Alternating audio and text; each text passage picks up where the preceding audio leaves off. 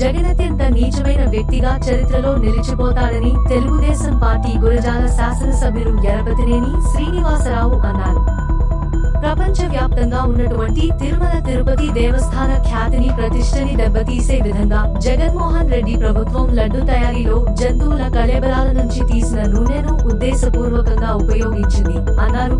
ఈ రోజు ప్రపంచవ్యాప్తంగా ఉన్నటువంటి కోట్లాది మంది హిందువుల మనోభావాలతో జగన్మోహన్ రెడ్డి ప్రభుత్వం ఆటలాడిందని అన్నారు. మానవ చరిత్రలోనే అదే విధంగా తిరుమల తిరుపతి దేవస్థాన చరిత్రలోనే అత్యంత నీచమైన పనిని జగన్మోహన్ రెడ్డి ప్రభుత్వం చేసిందని అన్నారు. మనిషన్నవాడు ఎవడు ఇలా ప్రవర్తించరు, ఇంత నీచమైన పనికి ఒడిగే తినందుకే జగన్మోహన్ రెడ్డికి 11 సీట్లు వచ్చాయని, దేవుడితో పెట్టుకున్నందుకు భవిష్యత్తులో జగన్ మనుగడే ప్రశ్నార్థకంగా మారుతుందని ఆయన అన్నారు.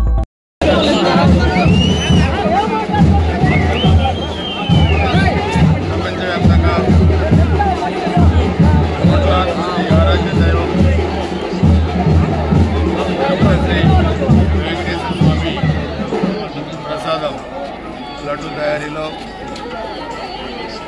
జంతువుల నూనె ఉపయోగించారంటే మరి జగన్మోహన్ రెడ్డి ప్రభుత్వం ఎంత నీచానికి, నికృష్టానికి, అరాచకానికి పాల్పడిందో ఈ రోజున వినటానికే చాలా ఆశ్చర్యకరంగా ఉంది. ఏ ప్రభుత్వం కూడా గతంలో ఇంత నీచానికి పాల్పడలేదు.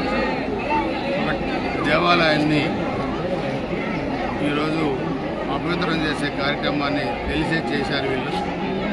ఇంకా జగన్మోహన్ రెడ్డి గగ్గోలు పెడుతున్నాడు. ఇది పతనానికి పరాకాష్ట. ఇంత నీచమైన పని ఏ ప్రభుత్వం చేస్తానని చెప్పి కళ్ళలో కూడా ఎవరు ఊహించలేదు. ఈరోజు ప్రపంచవ్యాప్తంగా ఉన్న వందల కోట్ల మంది భక్తులు ఈరోజు వినటానికి చాలా నివ్వెరపోయే పరిస్థితి జరిగిందంటే ఇది ఇంకా అందుకనే వెంకటేశ్వర స్వామి చూస్తే 150 నుంచి 11 చేసుకొచ్చాడు. వచ్చే ఎన్నికల్లో ఇంత నీచమైన పని చేసినందుకు, ఆ దేవస్థానాన్ని అపవిత్రం చేసినందుకు ఆ 11 కూడా లేకుండా ఆ పార్టీ భూస్థాపితం కావాలని చెప్పి నేను వెంకటేశ్వర స్వామిని కోరుకుంటున్నాను.